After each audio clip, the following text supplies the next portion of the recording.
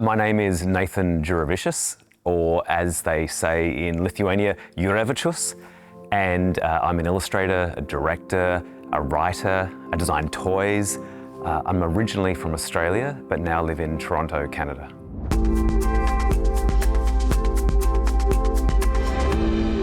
I originally began as an illustrator for magazines. And from there, I started experimenting with Flash, which was way back in the Stone Ages. I began experimenting just with very basic animation. And so I started to play with games and then started to move into animation from there. And I was able to win a few small grants, which helped me create short stories using Flash and creating sort of online animation. Well, a lot of my inspirations for animation come from really early Disney films.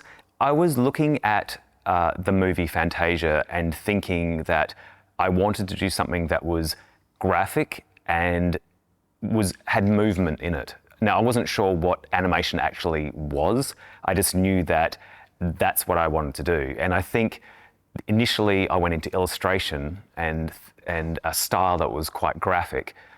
But from there, I wasn't satisfied. I needed to sort of see my characters actually move, and seeing characters come alive. I think that's the thing with me. I'm very much about seeing something static and thinking what could be the universe of that character, what could be the actions and emotions of that character. And so looking at animation, it appeals to me a lot because I don't want to just look at a static object. I want to see the world that could inhabit, what that character could be. And so animation is the perfect medium for that.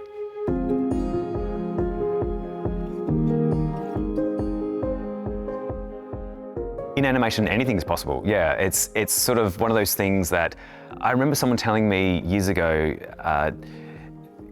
the difference between live action and animation is that you need to kind of choose your reason for animating. And with live action, there's stories you can tell in live action, but with animation, you choose animation because it can tell something that maybe live action can't tell. It can express an emotion visually that maybe live action could have something, could be more difficult to express. And so when I create animated projects, I'm always looking at the reason of, should this be animated? Like, is there a reason why it shouldn't just be live action? And I think the stories I choose, the visuals I choose, needs to have animation as its medium.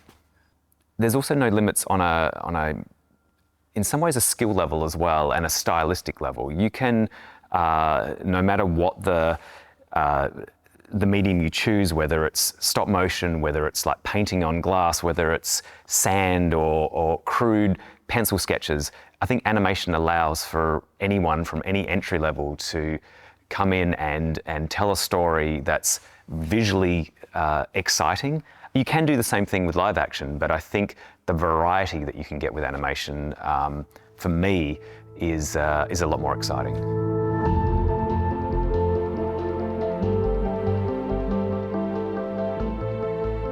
So my life is made up of lots of projects. It's I do a lot of illustration still. I do I work in games. I'm actually currently working with a Japanese game company at the moment. But animation probably takes up at least 50% of my working life, especially 2 years ago, where I was working on my first feature film, and that took up pretty much every waking hour. In fact, so much so that when I was not in Australia, because the film was made in Australia, I changed my hours to be Australian hours in Canada. So I was going to bed at 6 p.m. and going to bed at 4 a.m. and waking up to start work at 6 p.m. So there was a lot of unusual transitions in my life where all I was focused on was animation for 2 years, and it was an all-absorbing, all-encompassing part of my life. I was glad to actually see daylight after those 2 years, and I still love animation. Maybe it's not the healthiest thing to do. That animation is beautiful and it's a passion, but there are other things in life to also do to gain inspiration, because you need to be inspired as you're working. You can't just be fully absorbed in the job without experiencing life as well. When I'm working on animated projects, especially, say, the film that we released 2 years ago, I thrive in the very kind of creative thinking aspects of a production. Possibly the things that I maybe did struggle with initially was working with a team that I hadn't worked with before. There's a lot of times where a team may be already established and they have a certain kind of culture that you're not a part of or haven't sort of grown up with, and then you kind of step into this new company that already knows each other and already has their sort of humour, and then suddenly you don't fit for a bit. And so there's a little bit of an adjustment period where, it was a bit difficult at the start, but halfway through the project, I felt like I was part of the family. And I think that was probably the biggest challenge is really just people. I think when you're working in animation, actually, in particular animation, which is such a long process, you really do need to connect as a team, as a group. When I have struggled at times in long-term projects, it's really because the team isn't connected. In working on any long-term project, but especially animation, I think you need to have that family style. You can't sort of say exactly what you want all the time, which can be sometimes my problem. I can occasionally be vocal about how I feel. But when you're working as a team and you've got a lot of different personalities, you've got like juniors that might, just be out of school, and then you've got people who have been in the industry forever. And so you're trying to kind of work together as this sort of very different levels of skill, but also different levels of life experience. And so it's really important to have a lot of patience. That's the word I was thinking of, patience.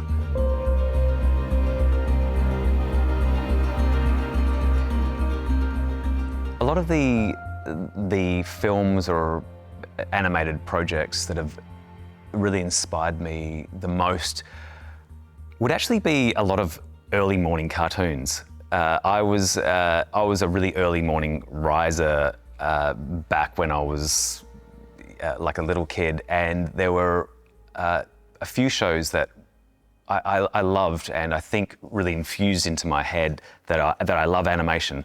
One was Speed Racer, this really cool Japanese animated TV series.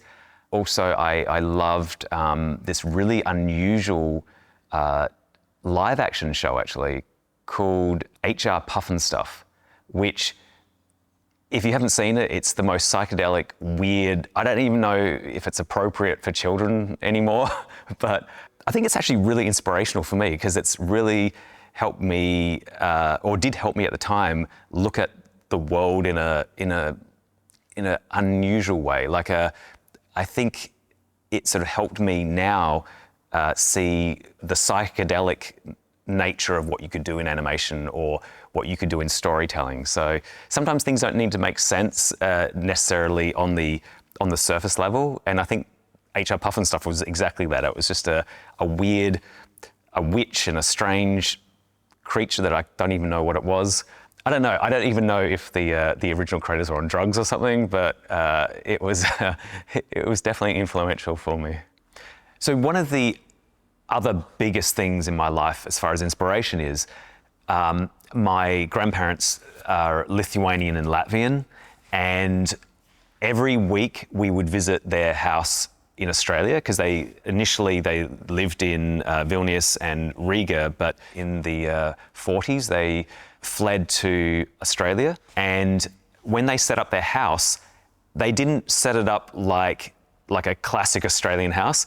It was almost like transporting the 1940s Lithuania and Latvia into a home in Australia. So all the artwork, all these beautiful paintings with shells. He would carve all these kind of really traditional Lithuanian sculptures. My grandmother had all this clothing that she would wear, all the amber jewelry. For me as a kid, that's all I saw. All I saw was Baltic influences everywhere, every week. And so that has become a huge inspiration in my life. I would say visually, when you look at my work, especially a lot of the animation work that I've done in the last 10 years, it has influences of Baltic mythology, Baltic iconography. All this stuff is really a strong part of my life. I feel probably more in some ways connected to the sort of the Baltic aesthetic than I do the Australian aesthetic, even though I grew up in Australia.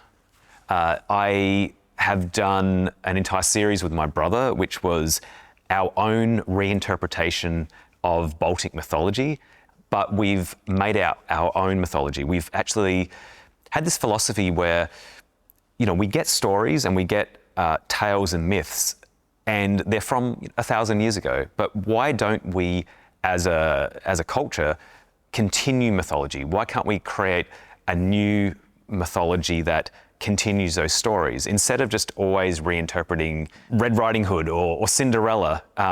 Why don't we take just the seed of that and make a new story so that when we look back in time, we can say in 2025 there was a new series of mythology that was created around Lithuanian and Latvian culture. Why can't we do that? And that's what my brother and I wanted to do, was to extend the storytelling of the culture and not always continuing to look backwards.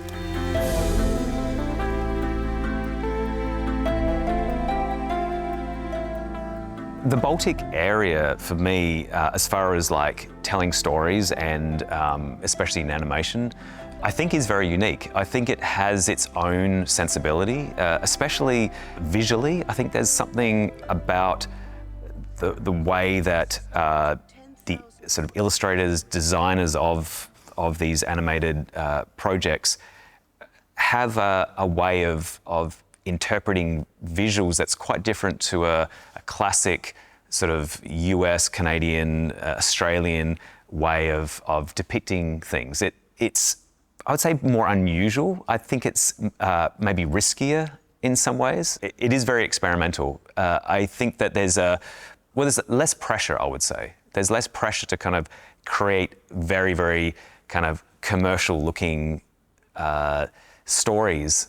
You can also be free because there is a system set up that allows you to not have to be commercial. There's grant systems in here. There's funding opportunities that you don't get, say, in the US. It's very much, I would say, a studio system in the US, even though that is changing. I know some people that are doing some amazing independent projects, but it's much harder. It's a real stretch to get funding. Whereas I think the whole Nordic region allows for self-expression. I think it encourages it.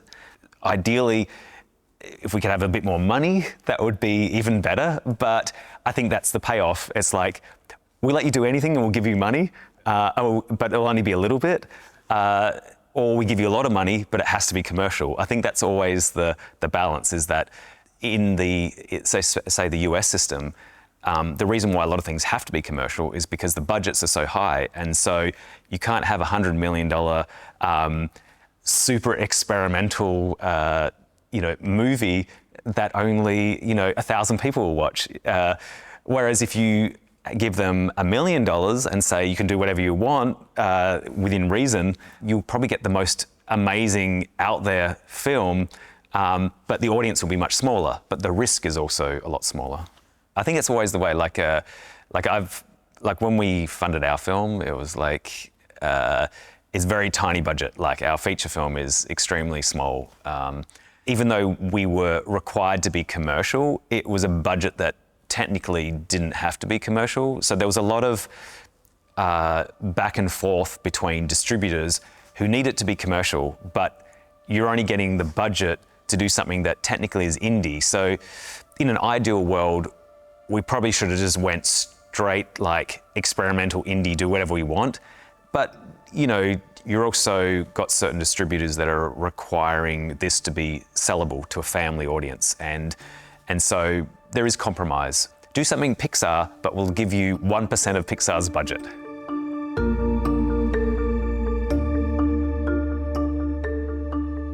So with our feature film, the Scary Girl feature film, it was trying to be indie, especially from my aesthetic. I think aesthetically, it's quite different to other sort of very commercial looking projects. And so there was this balance with the Scary Girl film of trying to be kind of a bit more unusual, a bit more out there and experimental. Again, balancing this, you know, make it commercial, make it indie, please this producer, please this funding agency. So I think the next thing that I do, I'd love to just personally direct, and I do have a story actually based on my grandparents. So it's one of those things that I feel like that may be more of the truer representation of all aspects of animation for me. My own personal story combined with directing it myself, I think will be probably a wonderful way of fully expressing my probably Baltic heritage.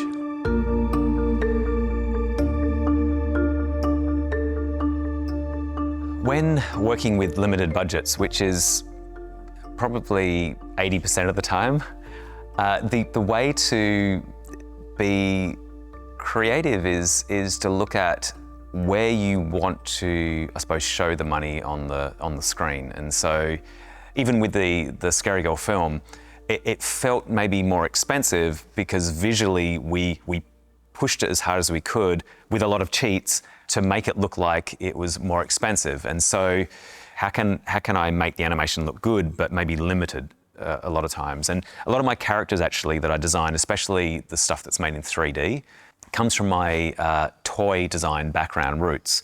And so a lot of the rigging systems are actually a lot more simpler than a really organic type of rig, and keeping the animation stylized. So you can get away a lot with stylizing an animation that looks amazing, but actually is maybe simpler to animate. And so always thinking creatively of how can we make this look good with limited budget and also a deadline. And there's a thing that I like to show, and everyone's seen it, which is it's this classic thing of a horse. The head of the horse is beautifully rendered, but then by the time it gets to the tail, it looks like a stick figure. And it's the idea of not planning out a project well. We put all our money at the start and then realize we don't have any more money and it looks terrible at the end. So the idea is to work out how can we make this horse look beautiful throughout the whole thing, and what can be the thread that makes it feel expensive. And so for me, it's really the visuals and being clever with how it can be rigged and how it can be animated.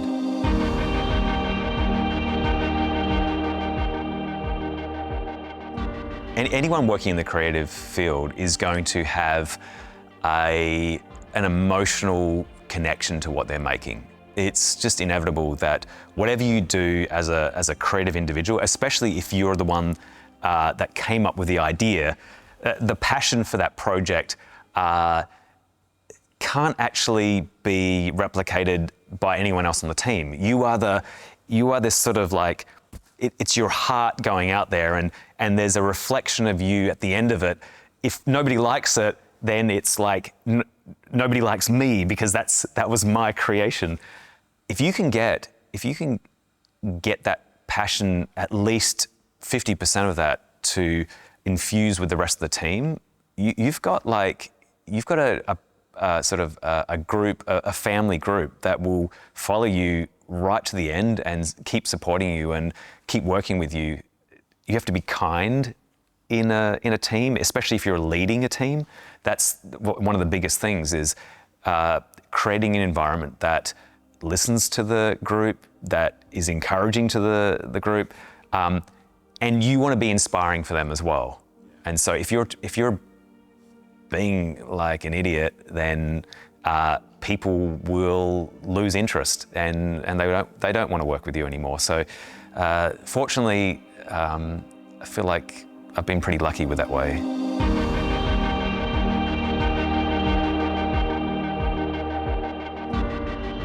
Anytime like I release a project, there's always going to be a critic at the end. And sometimes it's amazing. And like I remember years ago, we released a Scaragirl game. It was an online game, and it got over like 1.5 million players, and it was this really cool game that lots of critics loved. And then the next game we did, which was a sort of a sequel to that, was on the PlayStation and Xbox. Some people really loved it, and some people hated it. And I was kind of like, wait, like, that means that they don't like my aesthetic and they don't like me and all this sort of stuff. But, you know, the thing is that even the best projects out there, you know, that you think are these brilliant things will always have a critical nature to it, because everyone is different. Everyone has a different way of being brought up, a different way of seeing the world. And so you can't expect everyone to love something, but I like the fact that it exists. That's what I love about putting things out there. It's sort of like, all right, this now exists in the world. However you take it, great. There might be one person that says it changes their life, and maybe that's all that needs to happen. Dreading the consequences, Mina made a desperate attempt to stop Valdis. For me, if I read reviews, sometimes I just can't be bothered reading them because it gets too much into my head. I do like to know where I'm maybe missing the point. It is sometimes good to actually read sort of the reviews of your project and go, oh, right, yeah, I didn't see this, or I should have like spent more time on this aspect. But generally, when I read reviews, I already know what the reviews are going to be because I'm my own self-critic. So I can go, yeah, everyone's not going to like this, or I say, you know what, everyone's really going to love this. Hopefully they don't see this bit because I know that that's bad, and that will be the bit that the critics will pick up. Reviews often are more fun to read when they're negative. I think people love a good title that says disaster, you know, or worst thing ever. They don't like to hear, this was a really beautiful film, or, you know, must see. You do see that as a title occasionally, but often it's the sort of the clickbait ones that people gravitate towards, you know. Yeah, I think with influencers now, or even just the way social media is now, it's kind of seeing a sentence, or seeing even an image that actually isn't representative of the actual story itself. And often I'll get sucked into these things where I'm like, oh, this seems unusual, and I'll go into it, and it's like, oh, the story is nothing about this, or it isn't negative, or it isn't positive. It's a whole different type of agenda that's being told.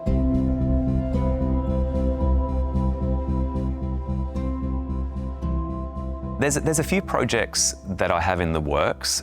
One of those is actually a very personal project that I've been writing about the way my Latvian and Lithuanian grandparents met, but it's done in a fantasy way. It's done in a way that's partly true, but also in my own sort of fantastical vision of maybe how they met. And so I've been slowly writing this story. It's more almost like a novelette at the moment, but I see it as either a short film or maybe even a feature. It's sort of it's stretching as I'm writing it. It's growing, and it's becoming maybe less of a short film and possibly a feature film. So that's one of the things that I've been working on, and I'd love to see if I can get funding for that, because it's a very personal story, but I feel like it's visually, I think it's going to be amazing. If I had unlimited resources on an animation project level, I would actually love to turn a short film or short series that I did with my brother many years ago called Pelida, and turn this sort of 20-minute kind of, I suppose, condensed short film or feature film into an actual proper feature, but really with a massive cast, doing it in stop motion, not in 3D. That would actually be my dream. I think my biggest dream would be to recreate that sort of Lithuanian mythology epic story into a huge stop motion production.